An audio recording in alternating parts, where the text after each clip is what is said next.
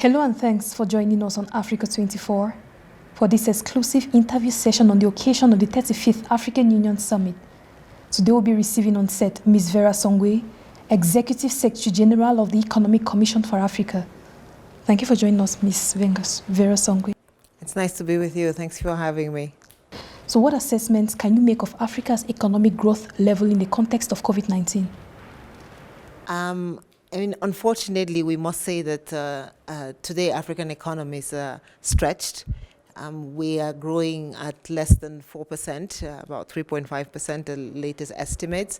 Africa needs to grow at least 8 to 10% to be able to achieve Agenda 2063. We are here today at the African Union 35th meeting, and of course we're talking about growth, and we're not doing very well. But we have the possibilities with the African Continental Free Trade Area Agreement, I think, to relaunch and build back forward our growth. So what finance strategies can be adopted to guarantee the quick recovery of African economies? The first is African economies need more liquidity. They need more resources, first to respond to the immediate crisis, and then secondly to build forward, to put infrastructure in place. We've seen the importance of ICT, telecommunications. We need to ensure that we can do that, put the infrastructure that we need in place. Tomorrow we'll be talking about transport and logistics. If we need to trade, we need the infrastructure that is needed. So essentially more liquidity. But how do we get that liquidity, I guess, is the second question. And we do have something called the special drawing rights, which is sort of resources that are given to the global community, the world, and sort of newly created resources. Africa has gotten about $33.6 billion of those resources. We're hoping, and our leaders are asking for $100 billion from the international community. We also have multilateral development institutions that have additional resources to give the continent. But the third and most important, I think, is really that our African economies can actually create and generate more resources within their economies from their pension funds. We need, of course, to collect more taxes, improve our governance. So I would say that those are the three, and work with the private sector more once we get those resources will be how we can provide financing for our economies. So how can the theme chosen for this year go in line with Africa's development program? The theme chosen for this year, in summary, is how do we build resilience, whether it's for nutrition, for health, or for socioeconomic development. Of course, with nutrition in particular, we have about 282 million people on the continent today that go to bed hungry. And with COVID-19, we've seen an additional 40-something million added to that, in not going to bed hungry, but malnourished. And it's about the same thing. If you don't eat well, your brain does not develop. And if your brain does not develop, you are not really a useful member of society. For every $1 invested in giving African populations, the right nutrition, we actually get $16 back. So the cost and the importance of good nutrition is quite important for the continent in terms of building a prosperous future.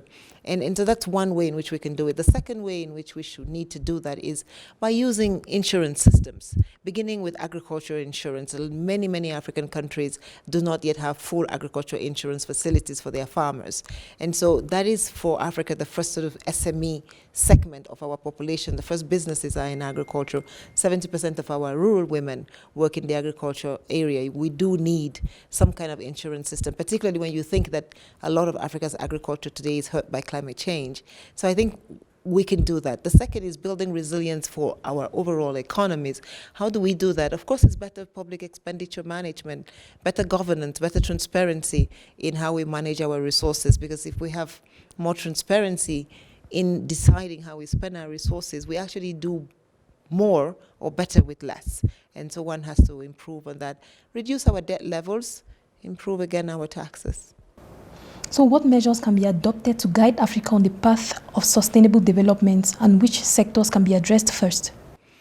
What measures can be developed? Of course, we're sitting again at the State of the African Union. We already have Agenda 2063 from the United Nations. We have Agenda 2030.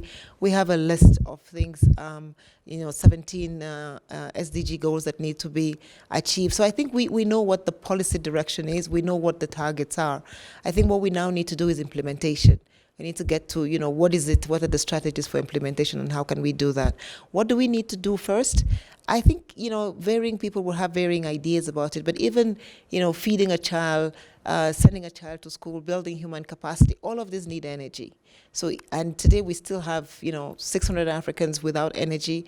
For us to transform and build industry, we need energy. So I will say that one of the most important things that we should start with is energy. Of course, renewable and sustainable energy, building on a base load, possibly with some fossil fuels that are cleaner like gas.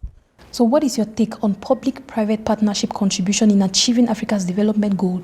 Public-private partnerships have worked in many places, and they continue to be the instrument, particularly for the development of the infrastructure sector in many parts of the world, the developed and the developing world. So I think the problem or sometimes the tensions that we see in public-private partnerships is that, again, there's a lack of transparency. Sometimes it takes a little bit too long to get, the agreements going. But in African countries, we're seeing more and more African countries getting the right legislation in place for getting the right PPP frameworks, which can attract foreign investors. I think there's a lot of foreign investors that are coming onto the continent. When we talk about public-private partnerships, we tend to always think it's a sort of extra-continental, developed country business coming to partner with an African business. But there's a lot now, increasingly, of African businesses, national businesses, partnering with their governments to do that. And I think it's something that we hope we see more of, because it creates jobs. But because it's the private sector, a lot of times the private sector is more efficient, and so we get things done much faster. So experts say adequate and efficient infrastructure and services across all modes of transport and tourism are critical to reaping the full benefits of the African Continental Free Trade Area and economic growth on the continent. So what is your vision for the transport sector contribution in African sectors, in African countries? Let me just take one example. Today, the tourism sector contributes anywhere from 5 to 15% of GDP in many countries. What we have seen with the COVID-19 crisis is, lockdown in many countries, and the tourism sector has suffered. In countries like Mauritius, the airline has gone out of business. In many other countries, the airlines are struggling. But if we were able to come together as a continent, and this is the core of the African Continental Free Trade Area Agreement, have open skies. I take the example of a country like Gambia. Gambia does not have an airlines, but Gambia is one of the countries that has the most number by percentage of GDP tourists, because it has opened its skies, it has allowed entry and exit. So I think for us to be able to really create an economy, a continental economy that grows as fast as we would like, I think we need to begin to use common platforms. We need the African Union and our African leaders have come together and created the sort of single African air transport mechanism. We need to ratify it and sign up to it. On the rail side, of course, we need to improve our rail networks. We don't have sufficient rail networks to move our goods from point A to point B, so that today it's much more expensive to get something from Addis Ababa to Dakar than it is to get it from Beijing to Dakar. We must reduce the cost. We must improve on our infrastructure. We have seen with Kenya and the Kenya Railway, it's taken 7 years to make this investment profitable. So clearly, this infrastructure investments on the continent can be profitable, can be beneficial. I think we just need to do a lot more. We need to do a lot faster. On the ports, and this is an important one, because yes, we need to improve on our ports. We have some really good ports on the continent, but climate change is coming. Sea levels are going to be varied. So we need to ensure that as we construct this new infrastructure, we are also doing making sure that it is consistent with predictions of the climate as we go forward. But the potential, and the Economic Commission for Africa has done some work that shows that if we were able to satisfy provide the infrastructure that is needed for trade, we could actually increase trade anywhere between 20 to 25% in the next 5 to 10 years on the continent. So one last, Mom, how can a channel like Africa 24 impact sustainable development on the continent? Oh, you can do a lot. I think the first one is just information. First of all, citizens need to understand what we mean when we talk about Agenda 2063. What are the goals? What are the targets? How can you participate in the conversations in your own countries?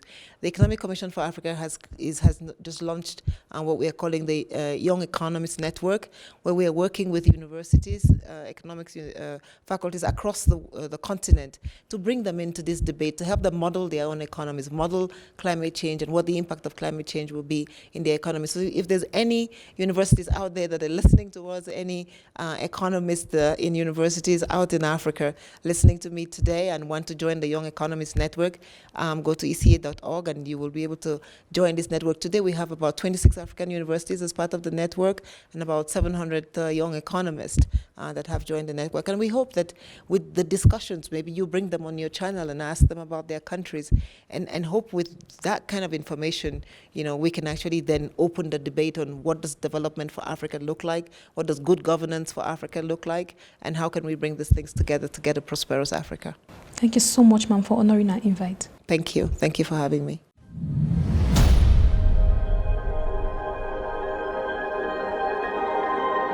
Thank you for watching this interview. Stay tuned for more on Africa 24.